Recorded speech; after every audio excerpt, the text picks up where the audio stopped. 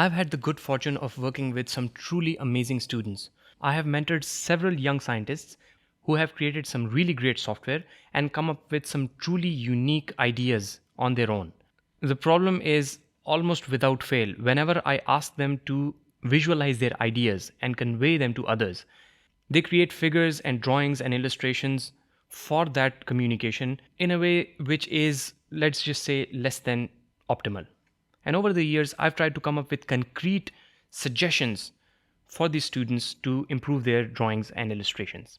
And after several years of experience, I've come to the conclusion that if you try to explain the whole spectrum of the color theory and everything that goes on into this science, people are just simply not going to do it because they don't have the time to leave their own work and learn this completely different science. So I've come up with some concrete suggestions on how you can pick colors which work in a vast majority of cases. So these are not going to work 100% of the time, but they will work like 90 to 95% of the time. And if you have better ideas, sure, please do go ahead and explore them. But a general rule is what looks good to you personally might not appeal to a wider audience. So you have to understand a little bit of theory. So you either have to understand the science behind color schemes and how to mix and match them, or you pick the colors that you know are going to appeal to a wider audience and you just get on with your own work. So this is the model that we're going to follow over here. I'll give you a couple of examples of figures and drawings which I don't think are too pleasing, and then we're going to move on to some concrete suggestions about how to pick colors without wasting a ton of time. Okay, so let's go ahead and take a look at some figures which I don't think are the best. So I just search online for proposed architecture, diagram, whatever, and this is the kind of stuff that comes up. You can do it yourself as well. So the first example, as you can see, on first look, it does not look too bad. It's fairly clean. It's not cluttered, but the colors are kind of wonky, right? So there are several problems here, and we'll cover those in a minute, right? So the first thing that you can see over here is that we have this really weird gradient going on over here. So that is the first thing that you should begin with. No gradients. There are ways of making gradients work, but that is up to a real professional. Unless you really know what you're doing, just don't do gradients. That's tip number one. Okay. Let's take a look at another figure. So this guy over here, it has all sorts of problems. If you look at it, it has too many colors, and there's just too much going on, and a lot of information is being conveyed through colors. And the same color is sometimes trying to convey information, and sometimes it's there just for beautification, right? So that is another problem. If you try to convey information using colors, it's going to create problems if, number one, your figure is printed, because the colors are most likely going to go away. And for technical illustrations, sometimes your material is going to be printed. So you have to make sure that you don't use colors to convey information. But we'll get to that in just a minute. Okay, let's take a look at another example. So this guy over here, it's not all that bad. And this is what people with slightly better understanding or slightly better aesthetics come up with, right? So the problem with this guy is, other than the problems of alignment, it has a problem of having too much emphasis on color itself, even though color is not communicating any information. If you look at this figure and try to squint your eyes, you will see that you only see these purple boxes over here. So that means your focus is going immediately to these purple boxes and not to the essence of what the figure is trying to communicate, which is essentially this X over here. You don't have to understand what this figure is, obviously, but I can tell you that this guy is where we want the focus to be, whereas our focus is going on to these boxes, which are kind of secondary. Another example of something that does not work, and then we'll move on to examples of what does work, okay? So I'm sure you've seen this a lot in the past, so we're not going to belabor the point much. So this guy over here, again, as soon as you see this, you will realize that your focus is going on over here, right? It's a very sharp, bright red color, and your eye is immediately drawn to this portion over here, whereas this is kind of like the least important thing in this figure. The most important stuff is going on over here, and focus is being taken away from this guy over to this red bright color. Okay, so this does not really work.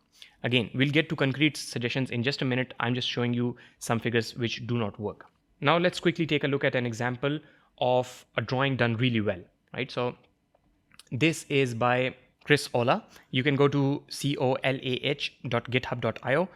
There are some really truly amazing visualizations on this site, especially if you're interested in deep learning, machine learning, or any sort of computer science. Really good visualizations over here. Okay, even if you're not interested in computer science itself, these are just really good figures to look at to get inspiration from. Okay, there are a very few minor problems with this figure, but we'll get to that later on in the course. Here you can see that the colors are very harmonious, they're working really well together, and it just looks very good, right? And the focus is going to be on the proper places, right? So another example of this guy over here, how you can go ahead and fix this. So we can fix this by not even making radical changes, just small minor changes to this, and it's going to change this significantly. So take a look at this.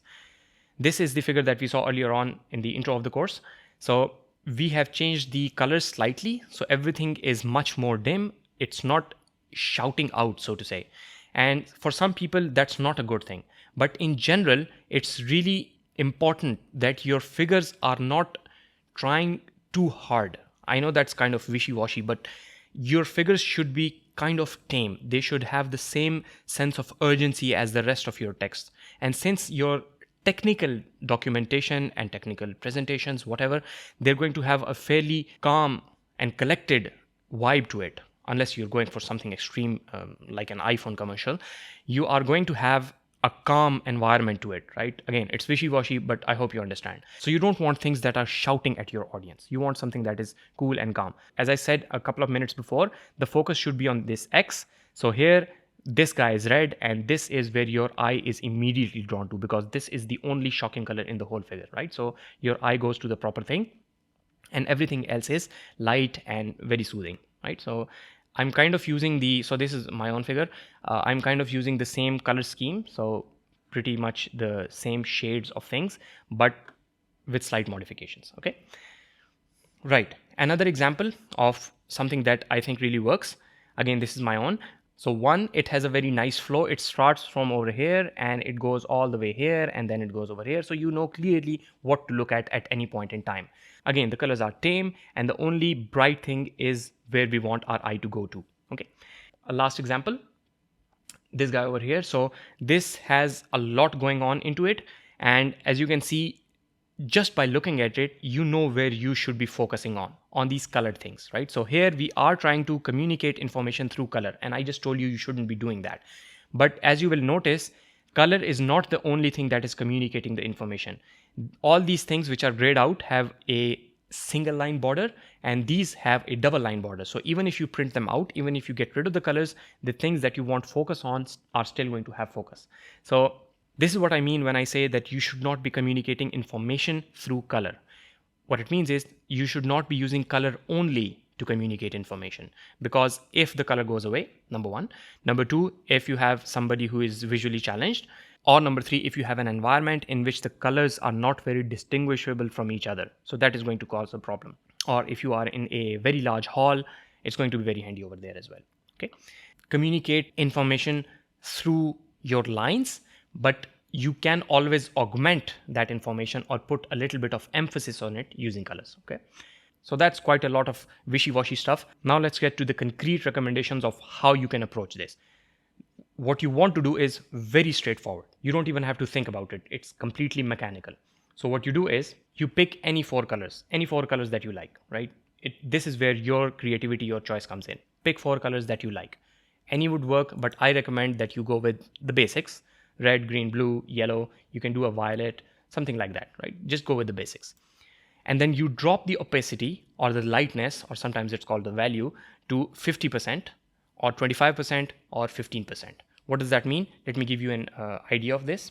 So if you go to any tool that you like, any tool that you're working on, you will have something that looks like a color picker. So something that looks like this. So this is just a Google search, but whatever tool you're using, it's going to show you some sort of a color picker that looks something like this. So let's say you pick the color blue and you really like this color. If you use it like that, it's very shocking, it's very bright, it's shouting too much. So what you do is first take a look at this HSV or HSL. People typically work with RGB, but for this particular case, we want to look at these HSV or HSL, right? Even if you don't have these in your tool, it's fine. You will have this box sort of here, and this is all we need. So you take a look at your color and you will see that on one corner is this very bright white. Immediately below this is a very dark black. This corner over here is maximum color and again with the most bright. And this is maximum color with the darkest shade. What you want to do is you want to take this color and drag it towards the light portion over here and keep an eye on this saturation portion over here. Okay, so if you move this, you will notice that it drops.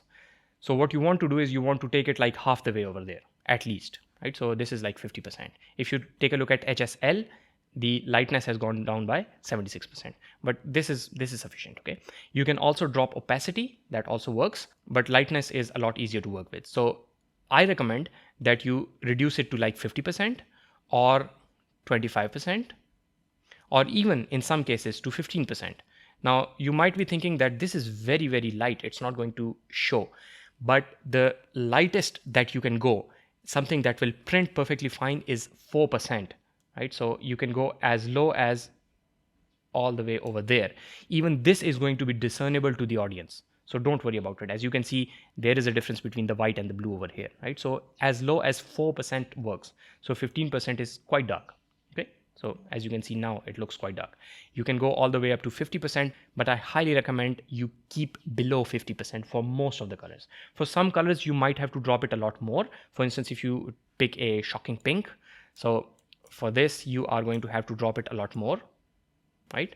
If you pick a very smooth blue, so you might have to increase the saturation a little bit. You can experiment a little bit with this, but if you're short on time, just pick 50%, 25% or 15%. So let's see what different colors end up with when you do that. Let's say you have these colors, you've picked these 4 colors, and if you drop the opacity of this guy over here, so by the way, these have a fill and a stroke. So a stroke is the line around it, if you don't know, and fill is whatever is within the box. So if you drop the opacity for the red, it turns into a very pleasing kind of a color. So this is very shocking. It's going to look really bad in almost all drawings, and it turns into something that is really good. Green, again, works really well. Green, you might have to drop a lot more because green is a little difficult to work with, but you might have to drop this a little more. Blue works really well, and so does yellow. So if you pick yellow, you can drop it a lot. Again, yellow is a little difficult to work with, but immediately out of the box, you have these 4 colors over here that you can use on almost any figure. So if we go back over here, you will see that these are the colors that have been chosen other than this purple. So this works really well in almost all cases. So you have a gray and you have these 4 colors that you can use in your figures. It's as simple as that. You don't have to worry about anything else. Just pick a color, drop the opacity. That's all. So as a summary, here are a couple of points that you can use as a checklist.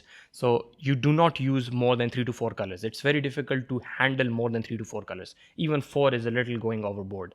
If you're not sure how to handle it, just go with 3 colors. Okay. Do not use very light shades, and very is like less than 4%.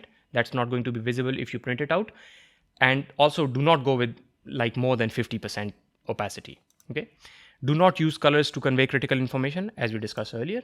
Absolutely do use line styles to convey critical information. For instance, again, over here, line style, double border, it works really well. Double borders are one of those things which I have not seen used very commonly, but they work really well if done properly, especially in this pill design. We'll get to that at the very end of the course. And finally, the most important bit, do not use gradients. Just take a look at this, go through this. These are very straightforward. Like I said, there's not a ton that you have to do to make your colors look good. This is all you need, right? Just pick a color, drop the opacity. That works in like 90 to 95% of the cases. Hope this helps. Do apply them on your own figures. Pick any past figure that you work with, apply this simple scheme and see the improvement that it makes.